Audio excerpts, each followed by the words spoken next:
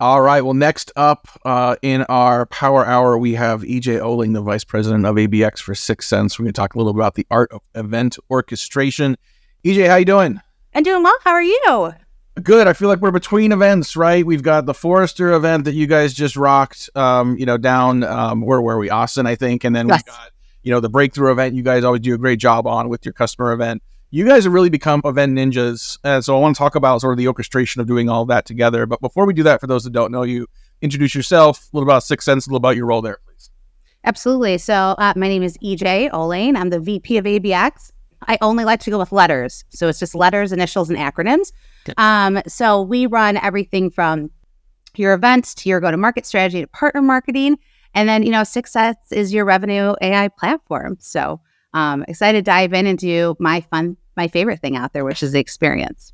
So you used specifically this term event orchestration. So what does that mean, and what does that imply about the strategy and approach that you take to the events that you're doing? It's really event planning at the end of the day, but we want to add a real fancy word to it. But, Sure. Orchestration really is what dialing down its data and experience equals pipeline. I mean, that's really what it boils down for us, because you have to take all those different parts, bring it back to basics. And so we use a lot of a 5-step approach to get there, but we really want to craft a really unique experience for people to walk away from. And are there components of that you think about that are sort of more important than others for people to have? Are there need to haves versus nice to haves when you think about that overall experience?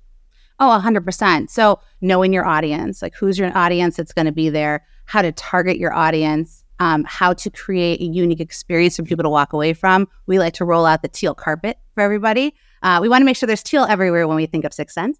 And then it also is the follow-up out of it. So how do you educate your audience that you're inviting to your event? How do you educate your internal people to make sure that they are all on the same page of what they want? And then what do you get out of it? And that's the pipeline. So we really look at it from like a 5-step approach to beginning to the middle to the end.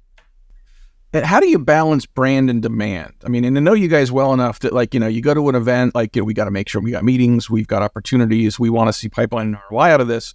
But there's also when you go to an event, whether it's your own or a third party, there's inherently investing in the brand and in awareness as well. How do you balance those two, and how does your strategy reflect that balance? So when we look at the events, we look at it, is this a brand awareness campaign? Are we just making sure that there's 6s and there's teal, everywhere you're going, or kind of highlighting what our go-to-market strategy is, that quarter that we're working on.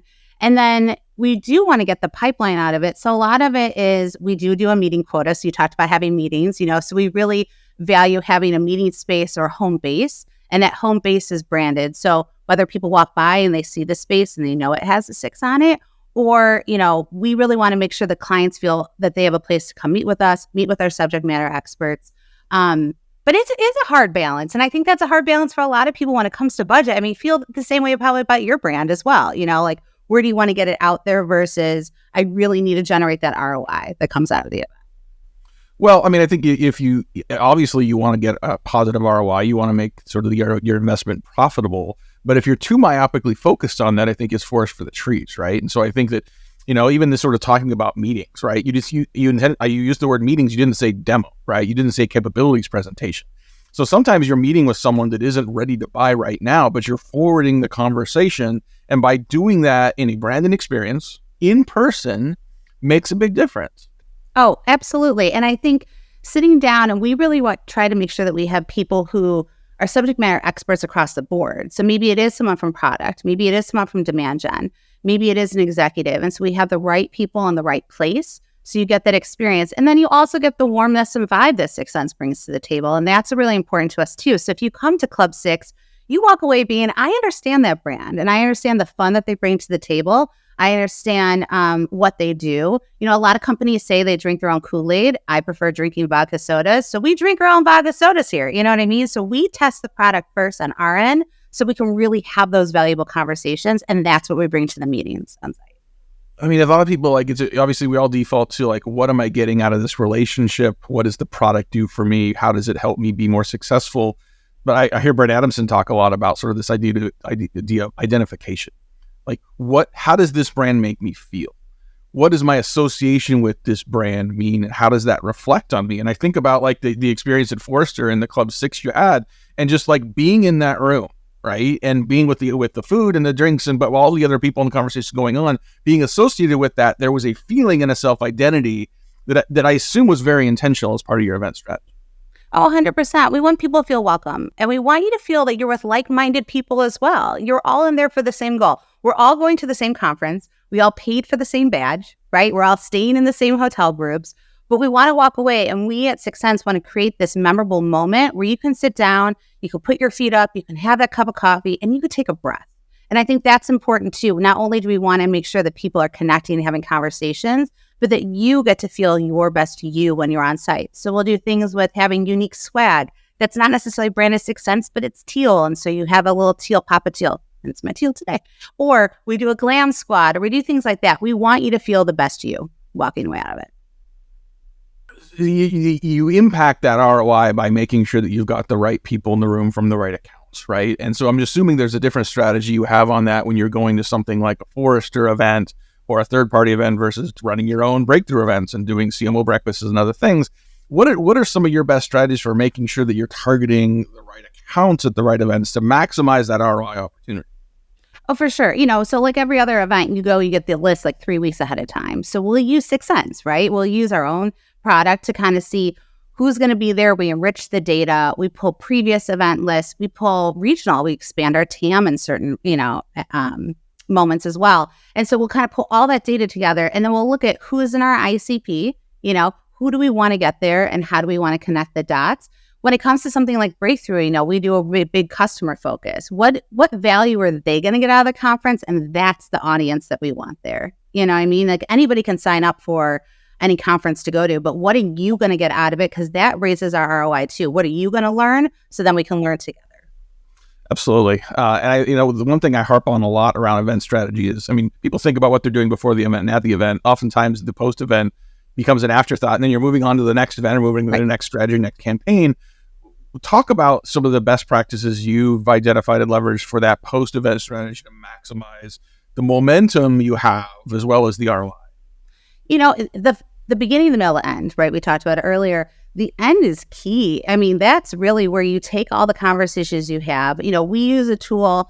We use Jiffle, for example, for Forrester, where we collected all the data we needed and how to align it with opportunities for on-site at the event. And then we take that and we work with our sales team and we work on what are those conversations? How are we moving them through the funnel? We talk about different types of emails that we did. We did customized mutiny pages this time. You can use all these different tools out there, which is amazing. I look back on my career and wish I had all these things. But, we use all these amazing tools to then help. How do you carry that conversation forward? We work with our BDR team. We have a certain strategy for our sales team versus our CSM team, So we really look at all the different pockets of information, and then we think about how to take it forward, and then how do we carry it on to like the next event. So you might have been at Forrester. Maybe we'll see you at Empowered. Maybe then we see you at Dreamforce. We'd love to see you at Breakthrough. So we really try to keep that streamlined approach through all of them. So we're kind of past, I think, some of the COVID bubble. I think we're seeing a lot more people coming out to events. We're seeing pre-pandemic volume of people. Has your thoughts about in-person versus virtual events changed since 2019? Or are we kind of back to the old normal, or is there a new normal when you think about the right mix of formats? Oh, new normal. Such a phrase. I think, it's not going to be how it was, but that's okay. And I think it's okay that things change. The prices of everything have changed, so we should change along with it, right? So I think doing virtual works for a virtual environment, doing webinars, educational things like this, like short, quick things. I think webinars are fabulous. People do want that human interaction. So then you do that in-person thing. I think that hybrid is hard. I think it's hard to please both audiences. So do one thing really well. So pick that virtual avenue and go down it. And it's cost saving. You're still going to put money into it, to do it the right way. And then you do that in person. But, there's the fun and the vibe and the energy of an in-person event. That makes me going, I love it. Well, and you can't replace that, right? Whether you're an introvert or extrovert, we are social animals, right? Like we have been trained over tens of thousands of years to be with each other. And I think there's nothing that can replace that when you do it. And find it selectively, find the opportunities to do 10-minute interviews like this. great, efficient, moving on. But boys, whites of the eyes, these handshakes and then, occasional happy hours, totally worth it. Well, EJ Oelling, VP of ABX, all the letters and acronyms in the world for you. Thank you so much for joining us on the Power Hour today. Thank you.